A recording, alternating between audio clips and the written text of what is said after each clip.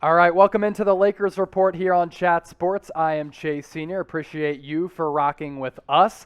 5 years ago today, the great Kobe Bryant played his last game with the Lakers. So to kick off the show today, we're going to do a little reminiscing. We're going to look back at that final game because it was legendary. A 101-96 win over the Utah Jazz back on April 13th of 2016. And Kobe Bryant that game ended his career in style, went out with a bang. Classic Kobe fashion. 42 minutes, 60 points, 22 of 50 from the floor, and 6 of 21 from deep.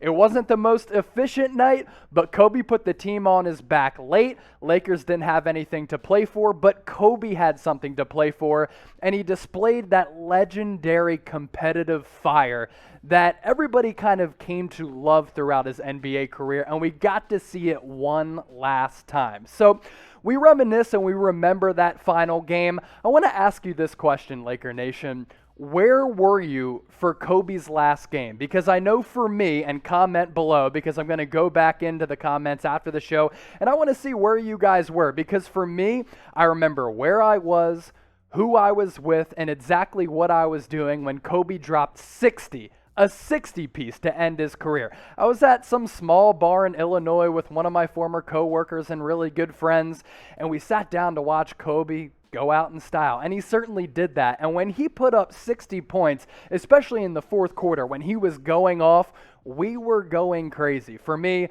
one of my top sports moments, and again, one of those nights where you just remember where you were and what you were doing when Kobe went out in style. Speaking of Kobe, did he try to recruit Dirk Nowitzki to the Lakers back in the day?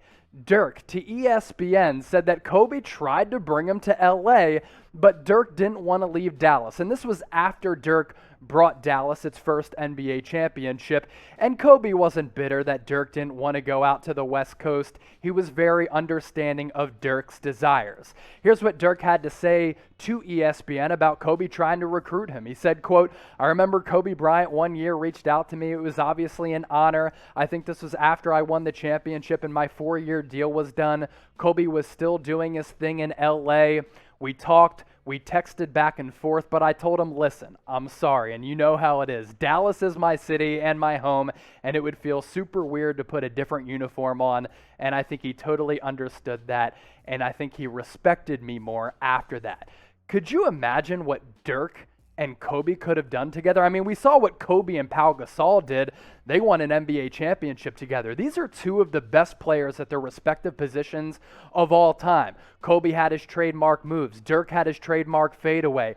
And these two would have complemented each other so well. And we pop up the numbers there. These guys were stat stuffers, but they were culture builders, and they were also ultimate competitors. I think Dirk Nowitzki and Kobe Bryant would have been an awesome 1-2 punch. It just wasn't made to be. But if it did come to fruition, that would have been a bunch of fireworks at the Staples Center in Los Angeles. So, Laker Nation, speak up, hop on board, join the show, let me know.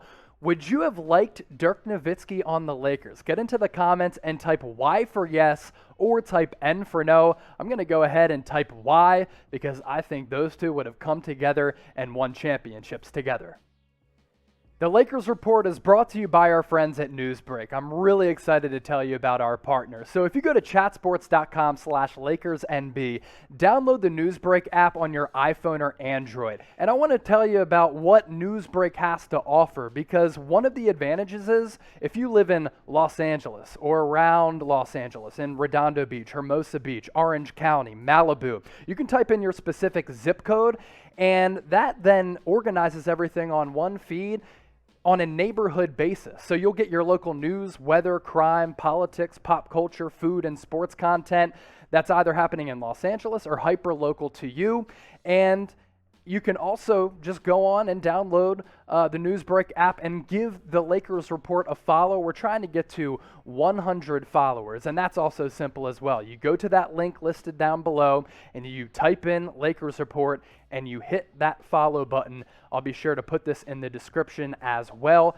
That's chatsports.com/LakersNB. Download the Newsbreak app right now on your iPhone or Android devices. Great app that I use every morning to get ready for work on a daily basis because, hey, given my job title, I kind of have to stay up to date with everything that's happening in the world, and the Newsbreak app allows me to do that. You're watching the Lakers Report here on Chat Sports. Let's get into some of the latest news and rumors around the Los Angeles Lakers, and I want to get to a name who we've covered a lot here on the channel, and that is Dennis Schroder. So Dennis Schroder was rumored to be in trade discussions leading up to the NBA trade deadline, and according to reports, he turned down a massive contract extension from the Lakers brass, 4 years, $84 million. He's going to be a free agent after this season, and the big question for Los Angeles, do you want to pay him $15 to $20 million, or do you just let him walk because he's not necessarily worth that asking price? And if you look at his numbers for this year, they're down from when he had a career year with the Oklahoma City Thunder a year ago. Last year, he was really good, around 18, 19 points per game. Those numbers have dipped. He's been a little bit better without LeBron and Anthony Davis in the lineup because the Lakers have asked him to do a little bit more. But I thought the Lakers thought that they were going to be getting back a premier player, a guy who is going to be able to put up 18, 20 points per game and really be a reliable offensive force. Dennis Schroder hasn't been that from a consistency perspective. So the Knicks, rumored to be in on Dennis Schroder, they are the #1 candidate, according to some reports, that he could hop on board with after this offseason, and the Knicks could have around $50 million in cap space, and two things there. They need a guard. They have money to spend. Dennis Schroder is going to demand money. So if he's trying to secure the bag and go to a team that is on the up, a team that is fighting for a playoff spot, Dennis Schroder could elect to go to the New York Knicks in the offseason. So Laker Nation, what do you think about Schroder? Do you want to re-sign him? I'm going to put you in Rob Pelinka's shoes. Type R if you think the Lakers should re-sign him. Type P for pass. I'm going to go ahead and type P because I don't think Dennis Schroder is worth the price tag that he is going to demand on the open market. Let's pivot to Ben McLemore. So this was a small splash signing that the Lakers made last week. They brought him in after the Houston Rockets had released him, and a lot of people didn't expect Ben McLemore to really have a huge impact, but in 3 games with the Lakers, he has. Now, this is a guy who gives the Lakers depth. He is a 3-and-D option. He's been a solid role player throughout his career, hasn't lived up to those lofty expectations that he had after being drafted 7th overall in the 2013 NBA draft. But for the Lakers, as a 3-and-D guy, as a guy who can knock down some shots, he has impressed head coach Frank Vogel. He has impressed LeBron James, and he's had the opportunity to kind of display his talents and hone his role, and he's done that in a small sample size. 18 minutes per game, north of 10 points, shooting a respectable 35% from deep.